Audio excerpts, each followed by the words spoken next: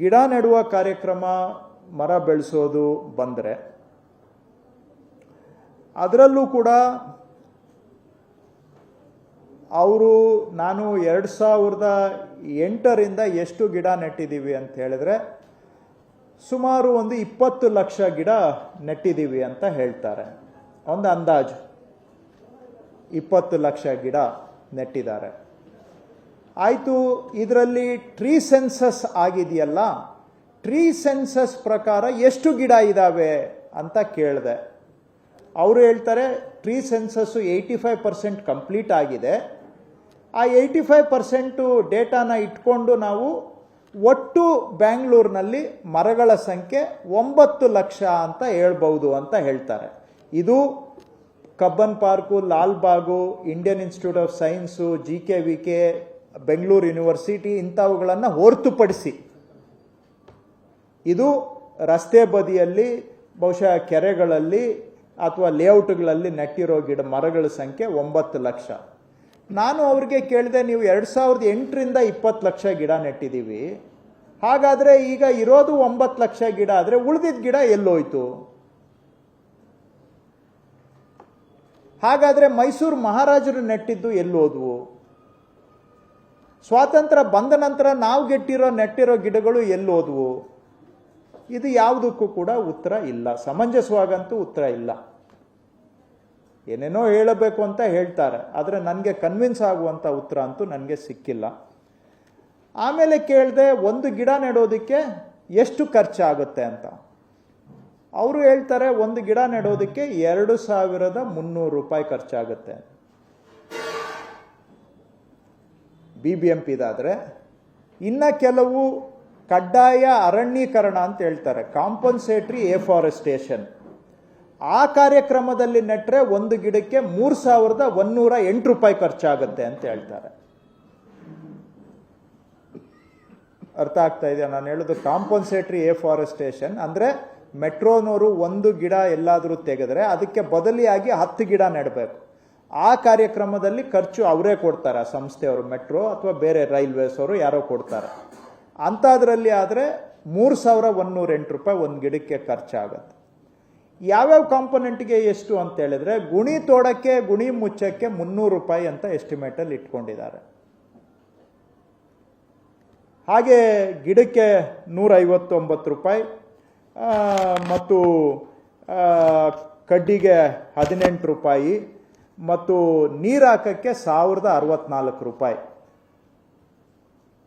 ನೀರು 3 ವರ್ಷ ನೀರು ಹಾಕಬೇಕು, ಅದು 20 ಬಾರಿ ನೀರು ಹಾಕಬೇಕು, ಅದಕ್ಕೆ ಆ ರೀತಿ.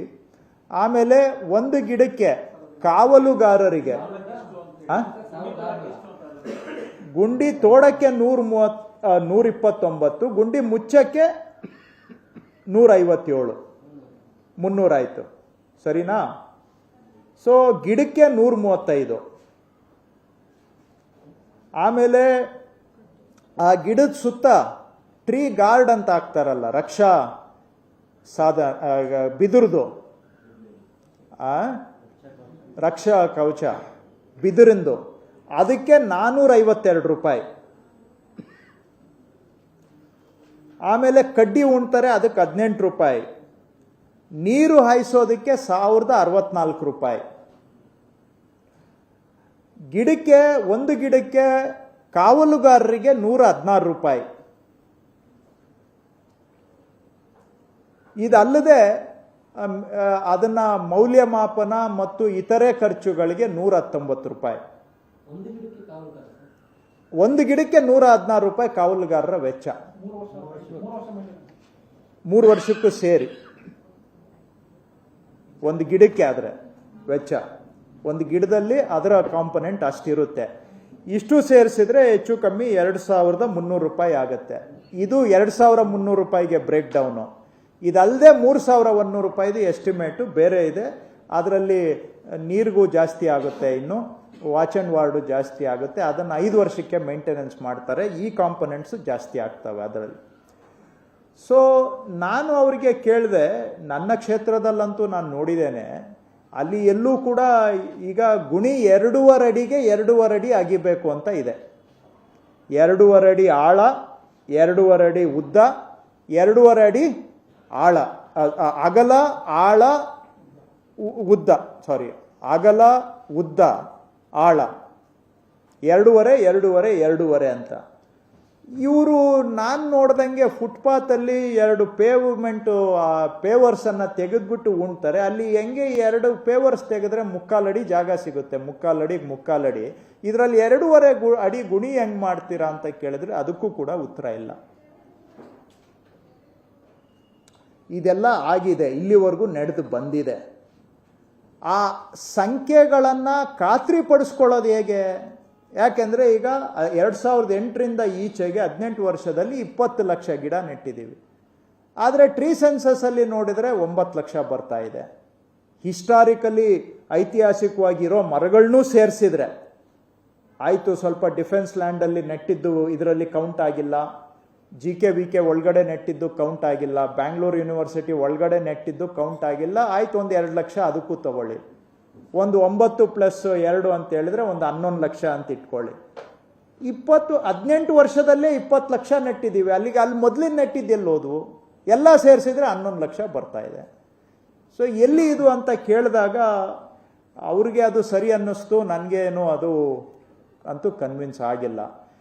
ಈಗ ಇದನ್ನು ಯಾಕೆ ಅದೆಲ್ಲ ಚರ್ಚೆ ಆಯಿತು ಅಂತ ಹೇಳಿದ್ರೆ ಇನ್ನು ಮುಂದೆ ಆದರೂ ಸರಿ ಹೋಗಬೇಕು ಅನ್ನೋದು ನಮ್ಮ ಉದ್ದೇಶ.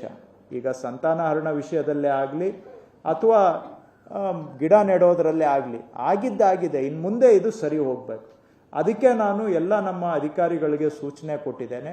ಈ ವರ್ಷ ಗಿಡ ನೆಡಬೇಕಾದ್ರೆ ಫಸ್ಟು ಪ್ರಿಫರೆನ್ಸು ಸಾರ್ವಜನಿಕರಿಗೆ ಕೊಡಿ. ನಿವಾಸಿಗಳ ಕ್ಷೇಮಾಭಿವೃದ್ಧಿ ಸಂಘ, ರೆಸಿಡೆಂಟ್ ವೆಲ್ಫೇರ್ ಅಸೋಸಿಯೇಷನ್ನಿಂದ ಯಾವ್ಯಾವ ಲೇಔಟ್ಗೆ ಎಷ್ಟು ಗಿಡ ಬೇಕು ಅಂತ ಅವರು ದಯವಿಟ್ಟು ಮನವಿಯನ್ನು ನಮ್ಮ ಕಮಿಷನರ್ಗೆ ಕೊಡಲಿ ಅಥವಾ ಸ್ಥಳೀಯವಾಗಿ ಅಸಿಸ್ಟೆಂಟ್ ಇಂಜಿನಿಯರ್ ಇರ್ತಾರೆ ಅವ್ರಿಗೆ ಕೊಡಲಿ. ನಿಮ್ಮ ಲೇಔಟಲ್ಲಿ 20 ಗಿಡ ಬೇಕಾ, 50 ಗಿಡ ಬೇಕಾ, 100 ಗಿಡ ಬೇಕಾ? ಈ ಗಿಡ ನೆಡೋ ಕಾರ್ಯಕ್ರಮ ಸಾರ್ವಜನಿಕರ ಸಹಭಾಗಿತ್ವದಲ್ಲಿ ಆಗಬೇಕು. ಭಾಗೇದಾರಿ ಸಿಸ್ಟಮ್ ಇರಬೇಕು. ಅವರು ಕೂಡ ಸಾರ್ವಜನಿಕರು ಕೈ ಜೋಡಿಸ್ಬೇಕು. ಅವರು 50 ಗಿಡ ಬೇಕು ನಮ್ಮ ಲೇಔಟಲ್ಲಿ ಅಂತ ಲೆಕ್ಕ ಹಾಕಿ ಕೊಟ್ಟರೆ 50 ಗಿಡ ಅಲ್ಲಿ ನೆಡಬೇಕು ಅಂತ ನಾವು ಅರಣ್ಯ ಇಲಾಖೆ ಅಧಿಕಾರಿಗಳಿಗೆ ಸೂಚನೆ ನಮ್ಮ ಕಮಿಷನರ್ ಕೊಡ್ತಾರೆ. ಅದಕ್ಕೆ ನೋಡಲ್ ಅಧಿಕಾರಿಯಾಗಿ ಅಸಿಸ್ಟೆಂಟ್ ಇಂಜಿನಿಯರು ಕೂಡ ಇದರಲ್ಲಿ ಇನ್ವಾಲ್ವ್ ಆಗಬೇಕು. ಅಸಿಸ್ಟೆಂಟ್ ಇಂಜಿನಿಯರು ಕೂಡ ಇದನ್ನೆಲ್ಲ ಕಣ್ಣಿಡಬೇಕು ಅಂತ ನಾವು ಸೂಚನೆ ಕೊಟ್ಟಿದ್ದೇವೆ. ಸೊ ಒಂದು ಕಡೆ ಸಾರ್ವಜನಿಕರು, ಅವ್ರದ್ದು ರಿಜಿಸ್ಟರ್ಡ್ RWO ಇರಲಿ, ಅನ್ರಿಜಿಸ್ಟರ್ಡ್ RWO ಇರಲಿ, ನಮ್ಮ ಚೀಫ್ ಕಮಿಷನರ್ ಹೇಳಿದ್ದಾರೆ ಅದು ಲೆಕ್ಕ ಇಂಪಾರ್ಟೆಂಟ್ ಅಲ್ಲ. ಯಾವುದೇ ಒಂದು RWO ಇದ್ದು ಅವರು RWO ಅನ್ನೋರು ನಮ್ಮ ಏರಿಯಾದಲ್ಲಿ 40 ಗಿಡ ನೆಡಿ, 80 ಗಿಡ ನೆಡಿ ಅಂತ ಹೇಳಿದರೆ ಅದಕ್ಕೆ ಫಸ್ಟ್ ಪ್ರಿಫರೆನ್ಸ್ ಕೊಡಬೇಕು. ಯಾಕೆಂದರೆ ಸಾರ್ವಜನಿಕರು ಭಾಗವಹಿಸಿದ್ರೆ ಅವ್ರಿಗೂ ಒಂದು ಆಸಕ್ತಿ ಇರುತ್ತೆ. ನಾಳೆ ಅವರು ಮೇಂಟೆನೆನ್ಸಲ್ಲೂ ಇನ್ವಾಲ್ವ್ ಆಗ್ತಾರೆ, ಗಿಡ ನೋಡ್ಕೊಳ್ತಾರೆ, ಗಿಡ ಕಾಪಾಡ್ತಾರೆ, ಆ್ಯಂಡ್ ನಂಬರ್ಗೆ ತಕ್ಕ ಹಾಗೆ ಪ್ಲಾಂಟಿಂಗು ಕೂಡ ಆಗುತ್ತೆ. ಸೊ ಅದನ್ನೆಲ್ಲ ಲೆಕ್ಕ ಹಾಕಿ ಇವರು ಒಂದೊಂದು ಝೋನ್ ಈ ವರ್ಷಕ್ಕೆ 64,130 ಗಿಡಕ್ಕೆ ಈ ವರ್ಷಕ್ಕೆ ಪ್ರಾವಿಷನ್ ಮಾಡ್ಕೊಂಡಿದ್ದಾರೆ. 64,130 ಗಿಡಕ್ಕೆ ನೆಡಲಿಕ್ಕೆ. ಸೊ ಅಷ್ಟಕ್ಕೂ ಕೂಡ ಫಸ್ಟ್ ಪ್ರಿಫರೆನ್ಸು ರೆಸಿಡೆಂಟ್ ವೆಲ್ಫೇರ್ ಅಸೋಸಿಯೇಷನ್ಗೆ ಕೊಡಬೇಕು. ಅದಾಗಿ ಉಳಿದಿದ್ದು ಬೇಕಾದರೆ ರಸ್ತೆ ಬದಿಯಲ್ಲಿ ಬೇರೆ ಮೇನ್ ರೋಡ್ ಸೈಡಲ್ಲಿ ನೆಡಲಿ. ಬಟ್ ಫಸ್ಟ್ ಪ್ರಿಫರೆನ್ಸ್ ಸಾರ್ವಜನಿಕರಿಗೆ ಆದಷ್ಟು ಬಡಾವಣೆಗಳ ಒಳಗಡೆ ನೆಡೋದಕ್ಕೆ ಕೊಡಬೇಕು. ಮತ್ತು ಎಲ್ಲದರಲ್ಲೂ ಕೂಡ ಎಇನೂ ಕೂಡ ಒಬ್ಬರು ಥರ್ಡ್ ಪಾರ್ಟಿಯಾಗಿ ಇನ್ವಾಲ್ವ್ ಆಗಬೇಕು.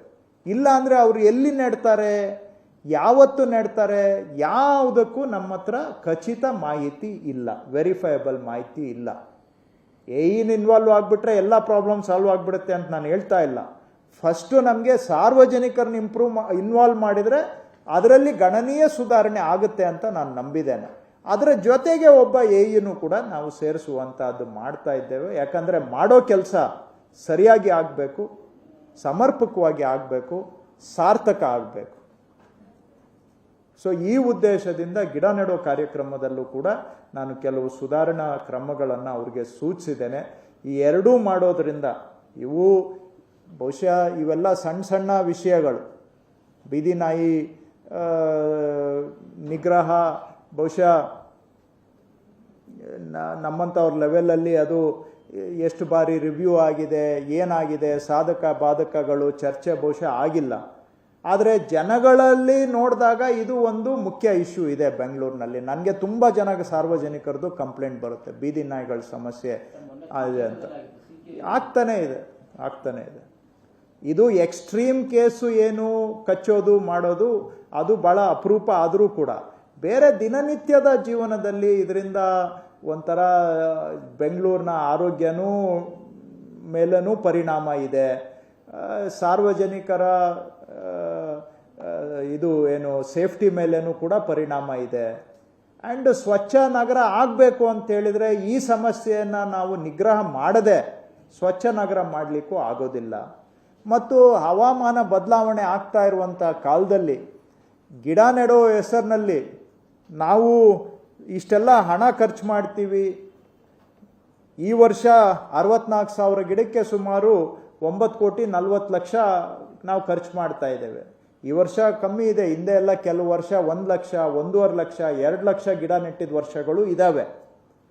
ಇಷ್ಟೆಲ್ಲ ಹಣ ಖರ್ಚು ಮಾಡಿನೂ ಕೂಡ ಹವಾಮಾನ ಬದಲಾವಣೆ ಆಗ್ತಾ ಇದೆ, ದಿನೇ ದಿನೇ ಟೆಂಪ್ರೇಚರ್ ರೈಸ್ ಆಗ್ತಾ ಇದೆ. ಎಲ್ಲೋ ಒಂದು ಕಡೆ ಗಿಡ ನೆಟ್ಟರೆ ಸ್ವಲ್ಪ ಟೆಂಪ್ರೇಚರು, ತಾಪಮಾನ ಸಾಧಾರಣವಾಗಿ ಉಳಿತದೆ ಮತ್ತು air quality, oxygen level quality improve ಆಗುತ್ತೆ, ಬದುಕೋದು ಹಸನಾಗುತ್ತೆ. ಅದಕ್ಕೆ ಆ ದೃಷ್ಟಿಯಿಂದ ಗಿಡ ನೆಡುವಂಥ ಕಾರ್ಯಕ್ರಮನೂ ಕೂಡ ಅದನ್ನು ಮಾಡೋ ಕೆಲಸ ಸರಿಯಾಗಿ ಆಗಬೇಕು. ಈ ಒಂದು ಸೂಚನೆಯನ್ನು ಇವತ್ತು ಕೊಟ್ಟಿದ್ದೇನೆ. ನೋಡಿ, ಇದೆಲ್ಲ ಕತೆ. ದಯವಿಟ್ಟು ಸಿಬ್ಬಂದಿ ಕೊರತೆ, ಕೆಲಸ ಮಾಡೋದು ಕಾಂಟ್ರಾಕ್ಟ್ರು, ಎಲ್ಲ ಟೆಂಡರು. ಇವರು ನಿಗಾ ಇಡೋದು, ಏನು ನಿಗಾ ಇಡೋದು ಕಷ್ಟ ಏನಿದೆ? ಎಷ್ಟು ಗಿಡ ಎಲ್ಲಿ ನೆಟ್ಟಿದ್ದಾರೆ ಅಂತ ಈ ವರ್ಷ ಲೆಕ್ಕ ಹಾಕೋದು ಕಷ್ಟನ? ನನ್ನ ಕ್ಷೇತ್ರದಲ್ಲಿ ನಾನೇ ಕಣ್ಣಲ್ಲಿ ಕಣ್ಣಿಟ್ಟು ನೋಡ್ತೇನೆ. ನನ್ನ ಪ್ರಕಾರ ಅವೆಲ್ಲ ಜವಾಬ್ದಾರಿಯಿಂದ ನುಣುಚಿಕೊಳ್ತಕ್ಕಂಥ ಪ್ರಯತ್ನಗಳು. ಅದು ಮಾತಾಡಿದ್ದೇವೆ, ಖಂಡಿತ ಆಗಿದೆ. ಇವತ್ತು ಸುಮಾರು ಜನ, ಅದು ಹೇಳ್ಬಿಡ್ತೇನೆ ಒಂದು ನಿಮಿಷ. ಸುಮಾರು ಸಾರ್ವಜನಿಕರು, ಕೆಲವು ಮರಗಳು ವಯಸ್ಸಾಗಿದ್ದಾವೆ, ಕೆಲವು ಒಣಗಿದ್ದಾವೆ, ಯಾವ ಕ್ಷಣದಲ್ಲಿ ಬೇಕಾದರೂ ಕೂಡ ಅವು ಮುರಿಯಬಹುದು. ಅದರಿಂದ ಆಸ್ತಿಗೆ, ಜೀವಕ್ಕೆ ಹಾನಿ ಆಗಬಹುದು. ಇದನ್ನು ಸಮರ್ಪಕವಾಗಿ ಈ ಸಮಸ್ಯೆಗಳು ಸರಿಯಾಗಿ ಗಮನ ಕೊಡ್ತಾ ಇಲ್ಲ ಅನ್ನುವಂಥ ದೂರು ಸಾರ್ವಜನಿಕರಿಂದ ಬಂದಿದೆ. ಅದಕ್ಕೆ ನಾನು ಹೇಳಿದ್ದೇನೆ, ಇನ್ನು ಮೇಲೆ ಅದು ಏನೇ ಕಂಪ್ಲೇಂಟ್ ಇದ್ರೂ ಕೂಡ ನಮ್ಮ GBAದು ಸಹಾಯ ಅಂತ ಆನ್ಲೈನು ದೂರುಗಳ ಒಂದು ಪೋರ್ಟಲ್ ಇದೆ. ಅಲ್ಲಿ ಅವರು ಈ ಥರ ಒಣಗಿದ ಮರ ಇದೆ, ವಯಸ್ಸಾಗಿರೋ ಮರ ಇದೆ ಅಂತ ಹೇಳಿದ್ರೆ ದಯವಿಟ್ಟು ಇನ್ನು ಮೇಲೆ ನಮ್ಮ ಸಹಾಯ ಪೋರ್ಟಲ್ನಲ್ಲಿ ನೀವು ಅದನ್ನು ಕಂಪ್ಲೇಂಟನ್ನು ರೈಸ್ ಮಾಡಿದರೆ ಅದನ್ನು ಇನ್ನು ಮೇಲೆ ನಾವು ಮಾನಿಟರ್ ಮಾಡಿ ಟೈಮ್ ಲೈನ್ ಒಳಗಡೆ, ನಾನು ಇವತ್ತು ಸೂಚನೆ ಕೊಟ್ಟಿದ್ದೇನೆ, ಇನ್ನು ಮೇಲೆ ಎಲ್ಲ ಕಂಪ್ಲೇಂಟ್ಸು ಕೂಡ ಆನ್ಲೈನ್ ಪೋರ್ಟಲಲ್ಲೇ ಬರಬೇಕು. ಯಾಕೆ ಅಂತ ನೀವು ಕೇಳ್ಬೋದು.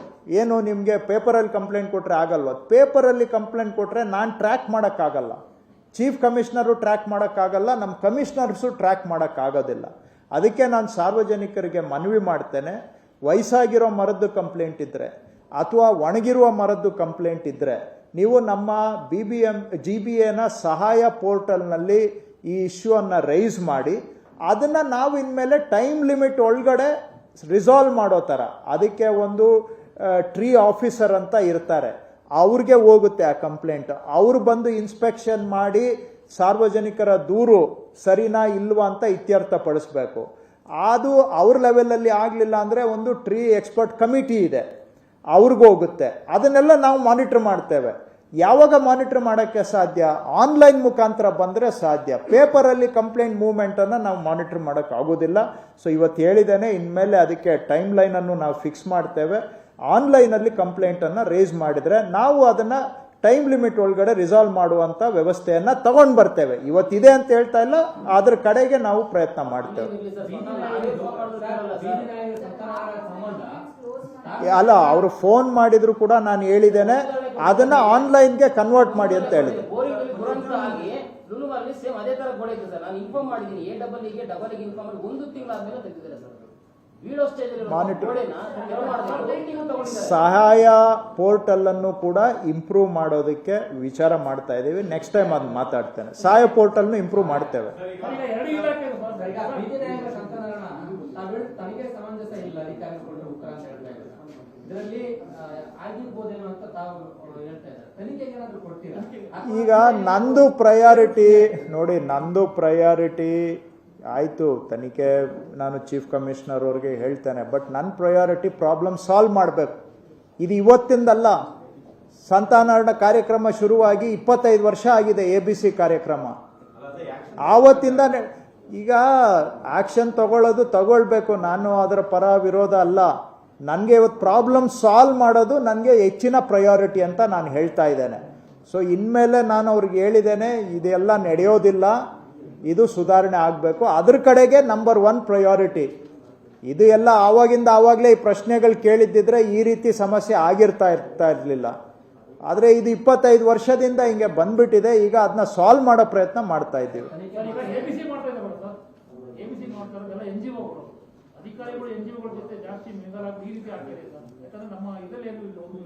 ನೋಡಿ, ನಾನು ಕೆಲವು ಅನುಮಾನಗಳು ನನಗೂ ಕೂಡ ಇದೆ. ಆದರೆ ಅನುಮಾನಗಳನ್ನು ಒಬ್ಬ ಮಂತ್ರಿಯಾಗಿ ನಾವು ಗಂಭೀರವಾಗಿ ಮಾತಾಡಬೇಕಾಗತ್ತೆ. ಅನುಮಾನಗಳನ್ನೇ ಆಧಾರವಾಗಿಟ್ಕೊಂಡು ಮಂತ್ರಿಯಾಗಿ ನಾವು ಮಾತಾಡೋದು ಸರಿಯಲ್ಲ. ಆದರೆ ನಾನು ಅದಕ್ಕೆ ಸೂಚ್ಯವಾಗಿ ಹೇಳಿದ್ದು, ಅವ್ರು ಕೊಟ್ಟಿದ್ದ ಅಂಕಿ ಸಂಖ್ಯೆ ಲೆಕ್ಕ ಯಾವುದೂ ಕೂಡ ನನಗೆ ಕನ್ವಿನ್ಸ್ ಆಗ್ತಾ ಇಲ್ಲ ಅನ್ನುವಂಥದ್ದು. ಹಾಗಾಗಿ ಈಗ ನಂದು ಪ್ರಯಾರಿಟಿ ಏನು, ಈ ಸಮಸ್ಯೆ ಪರಿಹಾರ ಜವಾಬ್ದಾರಿ ತಗೊಂಡ್ಮೇಲೆ ಏನಾದರೂ ಒಂದು ಸಾಲ್ವ್ ಮಾಡಬೇಕು. ಇದು ನಮ್ಮಂಥವ್ರ ಲೆವೆಲಲ್ಲಿ ಇದು ಹೆಚ್ಚಿಗೆ ಚರ್ಚೆ ಆಗಿಲ್ಲ ಅಂತ ಅನಿಸುತ್ತೆ ನನಗೆ, ಬಹುಶಃ 25 ವರ್ಷದಲ್ಲಿ. ಸೊ ಆದರೆ ಜನಗಳಿಗೆ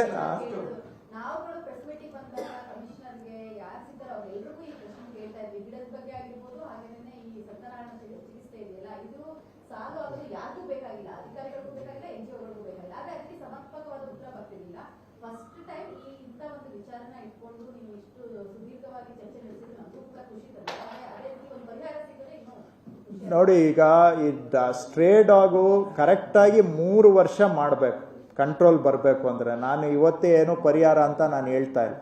ಈಗ ಅನೇಕ ಏನು ಪ್ರಾಣಿ ದಯಾ ಸಂಘಗಳು ಇದ್ದಾವೆ.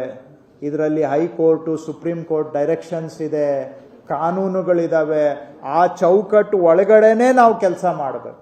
ಆ ಚೌಕಟ್ಟು ಒಳಗಡೆ ಮಾಡಬೇಕು ಅಂದರೆ ನಾವು ಕರೆಕ್ಟಾಗಿ ಕೆಲಸ ಮಾಡಿದರೆ 3 ವರ್ಷದಲ್ಲಿ ಇದನ್ನು ಕಂಟ್ರೋಲ್ಗೆ ತರಬಹುದು ಅಂತ ನಾನು ಅಂದ್ಕೊಂಡಿದ್ದೇನೆ. ಬಟ್ ಅಟ್ಲೀಸ್ಟ್ ಅದ್ರ ಕಡೆಗಾದರೂ ನಾವು ಕ್ಲಿಯರ್ ಕಟ್ಟಾಗಿ ಹೆಜ್ಜೆಯನ್ನು ಇಡಬೇಕು. ಅದು ಯಾಕಂದರೆ ನಾನು ನಿಮ್ಗೆ ಹೇಳ್ತಾ, ಇವತ್ತೇನೋ ಮೀಟಿಂಗ್ ಮಾಡಿಬಿಟ್ಟೆ, ಏನೋ ಸಾಲ್ವ್ ಮಾಡಿಬಿಟ್ಟಿದ್ವಿ, ಆ ಭ್ರಮೆಯಲ್ಲಿ ನಾನಿಲ್ಲ. ಫಾಲೋ ಅಪ್ ಮಾಡಬೇಕು. Over A period of time ನಾವು ಇದನ್ನು ಹೀಗೆ ಫಾಲೋ ಅಪ್ ಮಾಡಿದರೆ ಏನಾದರೂ ಒಂದು ಕಂಟ್ರೋಲ್ಗೆ ತರಬಹುದು. ಲಾಂಗ್ ಟರ್ಮಲ್ಲಿ ಅಟ್ಲೀಸ್ಟ್ ಸಾಲ್ವ್ ಮಾಡ್ಬೋದು. ಮೀಡಿಯಂ ಟರ್ಮಲ್ಲಿ